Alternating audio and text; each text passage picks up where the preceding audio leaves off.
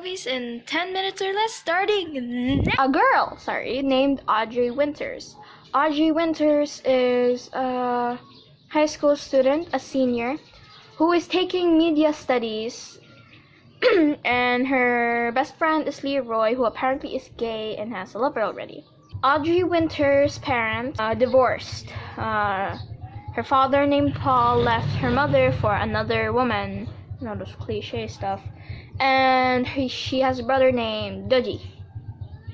I don't know how you say it, but I'm gonna name it Dudgy. Dudgy is a university student and is studying like maybe just a couple minutes away from her and her mom's house. Audrey is having a job at the cinema called Flicker. And this book, the manager is called Ma. Of course, she's the manager. I'm so sorry. She, is bossy. Because she's the manager. You're supposed to have a bossy manager and every cliche stuff. And we here meet the protagonist's love interest. Name is Harry. So Harry is the typical cliche player. Oh, I'm gonna break your heart and all girls are gonna swoon over me kind of guy. And then you have the other co-worker. Her name is Lulu. And she is apparently the girl who is like helping Audrey in the stuff in the cinema at Flicker. Lulu tells her, warns her of Harry, because like, oh, he's a player, he's gonna make you fall for him next, because like you're a new girl and stuff. And then Audrey says, oh, you don't need to worry because I'm still hung up on my ex-boyfriend. I'm not gotten over him yet, so you don't need to worry. As if that's a good thing, which it is, and a bad thing. So her ex-boyfriend's name is Milo. So apparently Milo dumped her. She was bad at sex. So y'all should not be like Milo. But you can drink Milo because you gotta beat the energy gap, boy. Milo apparently is also the reason why she dropped her favorite course, which was drama. Because, well, that's where they first met. You want to forget the memories and all. And that's where Milo is, because both of them took acting, which Audrey adorably loves. And so she dropped it and took media studies, which she incredibly hates. And the professor in her media studies asked them to make a project about social media, media studies. Yeah, media studies. And they said make a project about what relates to them and stuff. She had no inspiration, and she just gonna and professor comes in Audrey, you need help? And she says, no, I'm fine. But I really have no idea. I have writer's block, if y'all can relate to. And then he tells her, he starts to give ideas like those kind of stuff. And then her old best friend Alice comes in, she likes romance movies, and she started saying how she doesn't like them anymore, and that gives the professor an idea. Oh, there you go, you need to write about that. Go. Why is it not always like the movies? It only happens in the movie, It's not real.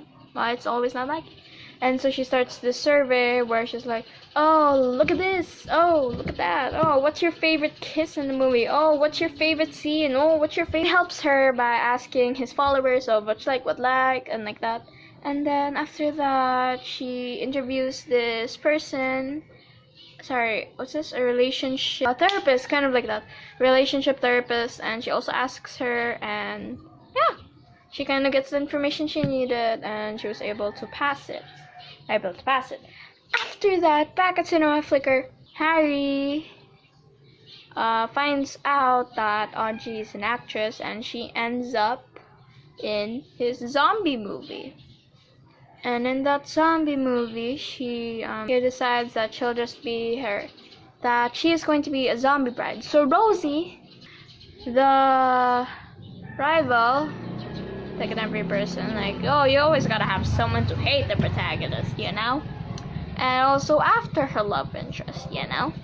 And then so she has this incredible knowledge about all the zombies and stuff, and so we'll continue later on. Harry goes on a date with Audrey, and Audrey finds out that it's one of his routines with other girls, gets mad, and Harry realizes that this is the girl that's not gonna be like other girls, and she tells her that, and Audrey gets offended and yells at him again, and Harry realizes, okay, I gotta be cool, I'm not supposed to say that, that line is not gonna work anymore.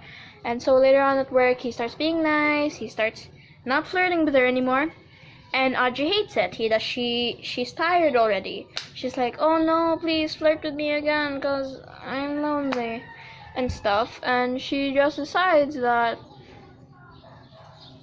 she needs someone.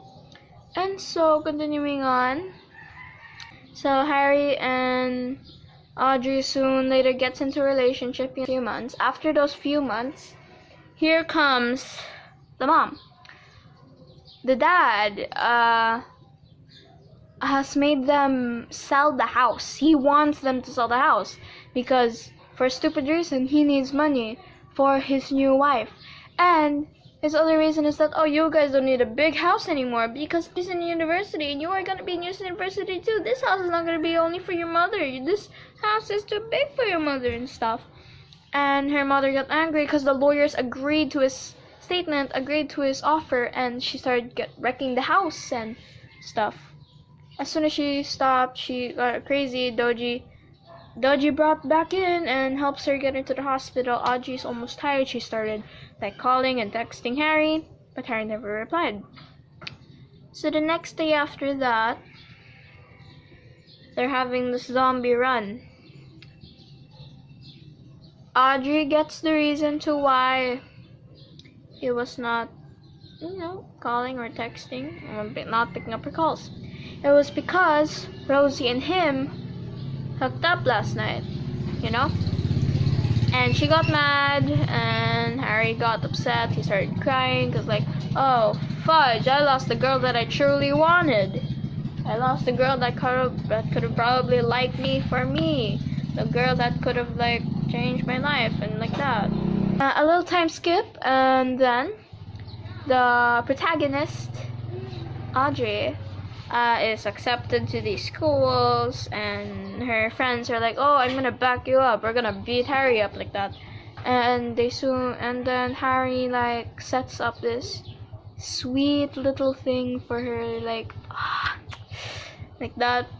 So he makes a movie, like he's always into movies. He makes a little movie, I don't know, like 10 minutes long, right? He makes a movie of all the romantic scenes, like the one from Leo DiCaprio in Titanic. But he redid those things, but he changed the lines. I'm willing to freeze for you, while Leo was doing the thing on the iceberg trip, And then I found that ridiculously funny. So when I saw this, and I think, oh, that's so sweet. Oh, that's so nice. But then, cause just by the book title. Oh, fuck. Since it only happens in the movies, and she says, a cheater is always a cheater, or somewhere around those lines.